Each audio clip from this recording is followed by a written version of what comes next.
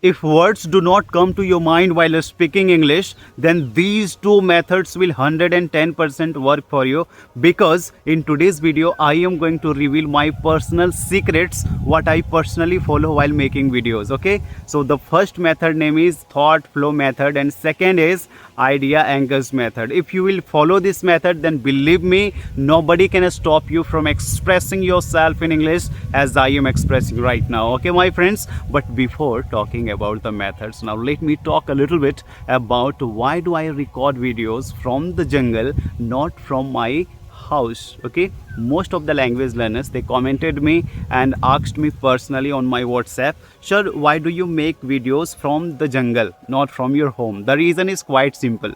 I am an introvert boy. Okay, if anybody would see my face while recording videos, then I would feel uncomfortable, I feel so unsafe. Okay, this is the first reason. And second reason is it is a walking distance. Where I am recording the video, you can see it is a jungle, but only 5 minutes from my home, so I can just come here by walking, and I feel very confident, energetic, because nobody is around me. I feel as if I am the king of this jungle. Okay, completely fine. So my friends, now let me talk a little bit about the method. First method is thought flow method. What does it mean? It simply means that we start chasing the sentences and structures, word meanings. But if you will chase, then definitely your mind will go blank, because whenever we are speaking in English, our mind is just a stick in microsecond, and in this microsecond you have immense pressure on your mind. For example, if I am talking to you right now, then I will just stop a little bit, I will forget, like, oh my god, how is my flow, what should I speak? So I will completely mess up everything. So I must be in a flow so that I can connect with you. I don't care about other things, what's happening around me. I am completely focused on what I am saying to you right now.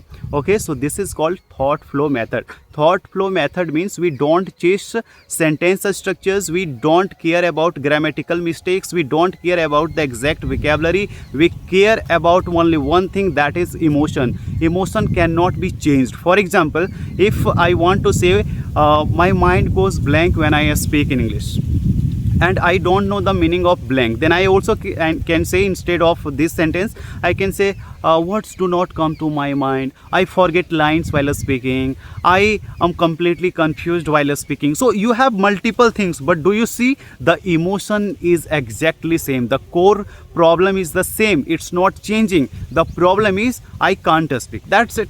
So we should focus on the emotion, not on the sentences, not on the vocabulary, not on other stuffs. Did you get what I said? मैं थोड़ा हिंदी में भी बोल देता हूँ.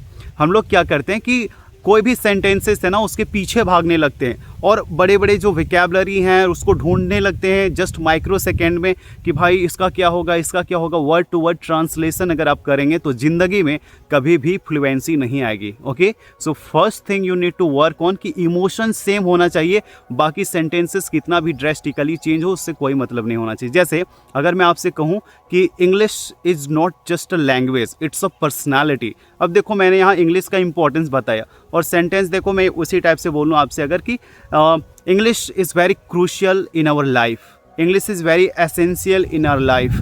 तो देखो sentence change हो रहा है ना, लेकिन इमोशन चेंज हो रहा है? बिल्कुल भी नहीं. सो इमोशन यही है कि इंग्लिश इंपॉर्टेंट है, दैट्स इट. सो आपको इमोशन, कोई भी चीज़ आप बोलते हैं, then focus on emotion, not on the words. Don't try to chase words. नहीं तो क्या होता है ना, आप देखते होंगे कि अगर हम लोग तितली को पकड़ने के लिए दौड़ेंगे तो तितली नहीं पकड़ सकते. इसलिए अपने बगिया में इस तरह फ्लावर्स को लगाएंगे, ऐसे ऐसे फूल लगाएंगे कि वो तितली खुद आकर उस पर बैठ जाएंगी, फिर आराम से उसको पकड़ सकते हैं. Did you get it? So इसी तरह आपको इमोशन पे जब आप केयर करते हैं ना, तो वर्ड्स ऑटोमेटिकली आपके माइंड में आता है. लेकिन जब आप वर्ड्स के पीछे भागते हैं और सेंटेंसेस को बनाने की कोशिश करते हैं, आप ज़िंदगी में इंग्लिश नहीं बोल पाएंगे, क्योंकि इससे फ्लुएंसी नहीं आती है. एंड स्पॉन्टेनियसली अगर बोलना है, then please please please focus on the emotion, that's it. मैं भी इतना फास्ट एंड फ्लो में क्यों बोलता हूँ? क्योंकि मैं कुछ रट के नहीं बोलता.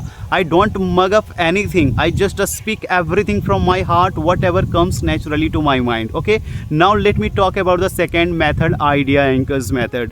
This is my personal favourite. आपने मेरा पिछला वीडियो देखा होगा जिसमें हमने मूवी ब्रेव हार्ट के बारे में बोला था, तो वहाँ पे मैंने आइडिया एंकर्स मेथड का यूज़ करा था। कैसे? सबसे पहले मुझे ये पता होता है पॉइंटर्स, मैं किसी से भी बात करूँ ऑटोमेट हो जाता है ये चीज़ें। सो जैसे मैं बात कर रहा हूँ तो मुझे पता है कि पहले मूवी का नाम बोलना है, उसके बाद फिर मुझे मूवी किसके बारे में है, मूवी में मेन कैरेक्टर क्या है, उसका रोल क्या है, स्टोरी कैसी है, उसमें क्या क्या चीज़ें अच्छी नहीं हैं, क्या अच्छी हैं, और क्या ये मुझे रिकमेंड करना चाहिए लोगों तक कि नहीं। तो मैं बस ये 4-5 पॉइंट्स याद रखता हूँ। After that I go on a speaking in a flow. तो क्या है कि आप वर्ड बाय वर्ड जब आप याद करेंगे ना तो डेफिनेटली भूल जाएंगे। इसलिए जब भी आप कुछ बोलते हैं तो पहले अपने थॉट्स को अरेंज करने के लिए सीखिए, जिसको बोलते हैं thought arrangement in order and sequence, जिसको आपको ऑर्डर में रखना होता है। अभी मैं आपको कुछ टॉपिक्स दे रहा हूँ, उसको आप अपने थॉट में, हिंदी में भी कोई दिक्कत नहीं है। Problem is not the language, problem language नहीं है। जैसे एग्जांपल के तौर पे अगर मैं आपसे कहूँ कि भाई आपको मैं एक टॉपिक दे रहा हूँ, लाइक लड़कियाँ सबको पसंद है लेकिन उसकी आज़ादी किसी को नहीं पसंद है। अब इस पे आपको बोलना है। आप 1-2 मिनट बोलेंगे, हिंदी में बोलें, और क्या बोले भाई, आप कुछ भी कहीं से भी बोलने लगोगे, this is not the way. Okay, इसका ये मतलब है कि प्रॉब्लम लैंग्वेज नहीं है, प्रॉब्लम आपका थॉट है जो आप चेंज नहीं कर पा रहे, जिसको आप अरेंज नहीं कर पा रहे। Okay, so you will have to work on that. Did you get it?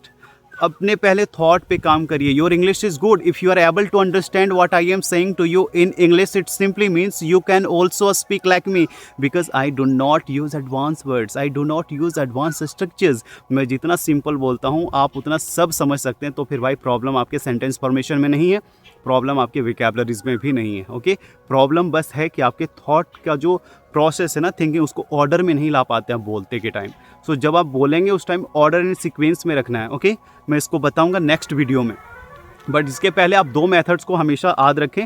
सबसे पहला चीज़, जो भी चीज़ आप बोलते हैं ना तो इमोशन पे फोकस करें, नहीं तो आप सेंटेंस को और वर्ड्स को चेस करेंगे, आप में कभी भी कॉन्फिडेंस नहीं आएगा, फ्लुएंसी नहीं आएगी। हम लोग हमेशा ये गलती करते हैं। सेकेंड थिंग इज़ कि आपको आइडिया एंकर्स मेथड का यूज़ करना है। इसमें क्या होगा कि जो भी पॉइंटर्स है, केवल हमको पॉइंट्स याद रखने हैं कि मुझे बोलना क्या है, दैट्स इट। मीन्स अपने थॉट को अरेंज करने के लिए सीखना है। आपको विकैबुलरी की ज़रूरत नहीं है भाई। जो विकैबुलरी मैं बोलता हूँ वीडियो में, आप अगर सारी चीज़ें समझ लेते हैं, इसका ये मतलब है कि जो मैं जानता हूँ आप भी जान रहे हैं। अगर मैं सेंटेंसेस जो भी यूज़ कर रहा हूँ आप भी यूज़ कर रहे हैं, ठीक है, आप समझ ले रहे हैं, मतलब वो सेंटेंस स्ट्रक्चर्स भी आपको आते हैं। तो आता क्या नहीं है? आता ये नहीं है कि मुझे थॉट्स को अरेंज करने नहीं आता। ओके, सो आपको आज से थॉट अरेंज करने के लिए सीखना चाहिए। ये वीडियो में मैंने थोड़ा हिंदी में भी इसलिए बोल दिया so that everybody can relate and can understand what I am saying to you all. Okay, क्या होता है ना कि बहुत सारे लैंग्वेज लर्नर्स मुझे टेक्स्ट करने लगते हैं कि भैया आप हमेशा इंग्लिश में बोलते हैं, हिंदी में नहीं बोलते हैं, तो जो हिंदी लर्नर्स है वो सब कैसे सीखेंगे? मेरे भाई, ये चैनल उनके लिए है जो इंग्लिश समझ पाते हैं, जो बोल नहीं पाते। ठीक है, अगर आप इंग्लिश नहीं समझ पा रहे हैं तो पहले स्टोरी देखें, इंग्लिश का कंटेंट कंज्यूम करिए, पहले समझने के लिए सीखिए, क्योंकि ये मैं नहीं सिखा सकता। ये एक्सपीरियंस से आएगा या कंटेंट कंज्यूम करने से आएगा। और जब आप समझ लेंगे and if you will be unable to speak in English, that time I will definitely help you out, और मैं 100% बचा लूँगा आपको। Okay, so it was really nice talking with you. मैं जंगल से वीडियो रिकॉर्ड करता हूँ, मुझे बहुत ही मज़ा आता है। कोई नहीं है मेरे अराउंडिंग्स में, देखो आप, इसलिए इतना देर तक बोले कोई डिस्टर्बेंस नहीं हुआ है ना। नहीं तो अभी गांव में रहते हैं, गांव में इन द सेंस अपने घर के बगल में, तो कभी बच्चे हल्ला कर देते हैं, कभी कोई लेडी चिल्ला देती हैं, सो बैकग्राउंड नॉइज़ में डिस्टर्बेंस होती है, इसलिए I record the videos from the jungle. And my friends, I didn't upload video.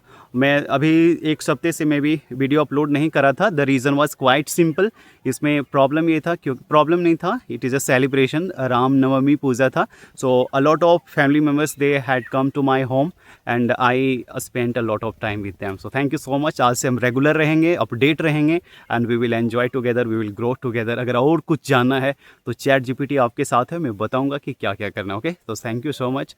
It was really nice talking with you.